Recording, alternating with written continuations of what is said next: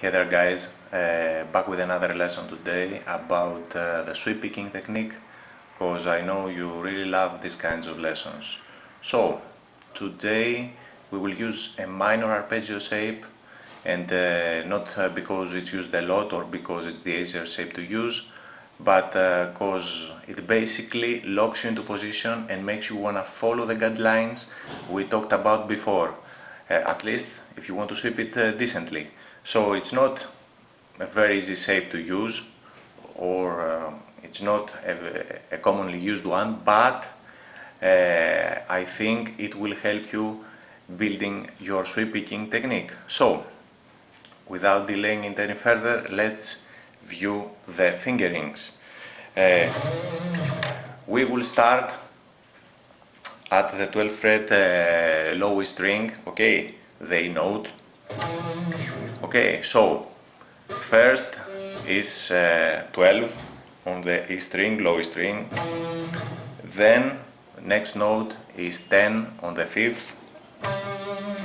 Then it's 9 on the 4th, on the D.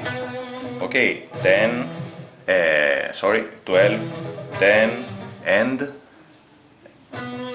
9. Then next note is again 9 on the G string, okay, and again on the G string. This time you hammer with the third finger on the 12th fret.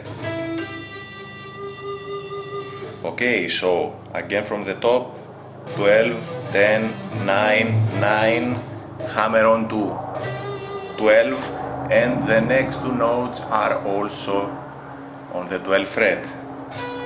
12th fret on the B and 12th fret on the high E string. Okay, so this is just an E minor arpeggio, but what is important here is that if you want to actually sweep it, you need to follow all those guidelines we've talked about before in my mechanics of the sweeping technique, my correct mechanics video. Okay, so let's start by talking about the technique. So if you remember correctly, when we talked about sweeping, I told you that the heavy muting is done by the left hand and not by the right, not using just palm muting to silence the string, but basically the notes you are playing is muted by the left hand. So what I mean is this: when I play something, the first note, and I want to move to the next and want this one to be muted, just ease the pressure. I ease the pressure, but as you can see, my finger is still touching lightly the string. Okay, so ease the pressure, the note is muted. When I ease the pressure, the note, again, the next note is muted. So play, ease pressure, muted. Play, ease pressure, muted. And so on and so on. You may find it annoyingly stupid at first, but if you go with it, you will start getting the benefits, and the benefits is clean playing. Okay, so the muting,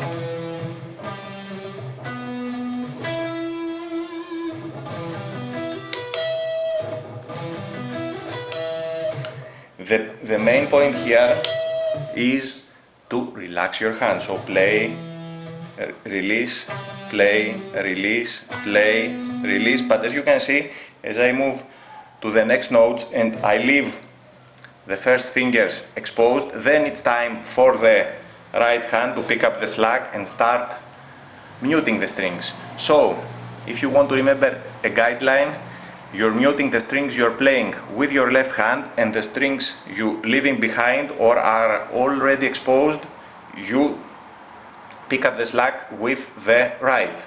Okay, of course you can you can start creating your own plan how to mute, but I find this very effective. Okay.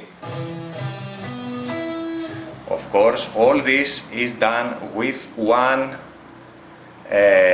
control downstroke with the right hand. If you remember correctly, we said before, when you pick the strings, you pick, let the pick drop, let the pick drop on the next until you are ready to play the next note. Okay, and this is done with one motion, not. This is repicking. One.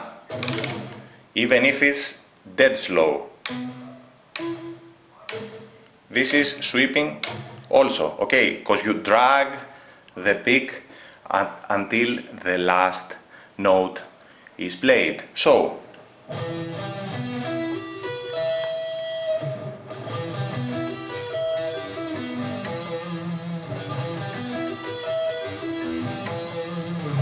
nice and relaxed, okay.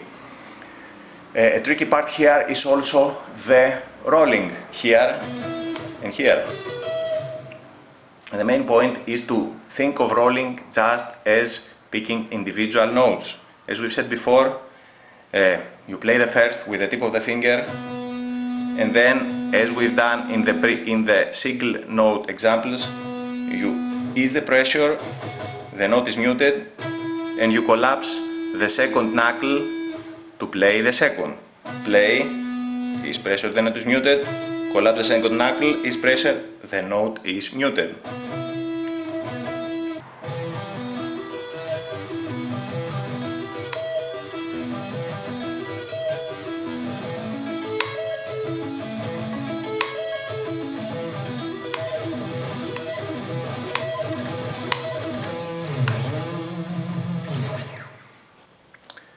So, to summarize, keep your hands super relaxed, mute the strings you play by easing the pressure of your finger, and mute the strings you don't play by using the palm mute of your right hand. My recommendation is to use a no tempo practice, so at first no metronome, to make sure you have the technique dead accurate, and this is really important. Because if you don't do that, you will get good at making mistakes. The metronome just keeps time, it doesn't correct your mistakes. So before you use it, and you have to, but before you even go there, you must be dead certain that your technique is everything we talked about, not only on this video, but also in my correct mechanics of sweep picking video that I urge you to review, because I explain it in more in detail there. So you have all the tools in your disposal, and all you need to do is practice. So take your time with the shape, try it, and give me some feedback of what you're thinking. Is it difficult? Is it hard? Does it force your hands to make the smallest movements possible, etc, etc, etc. Okay, so thanks again and have fun practicing.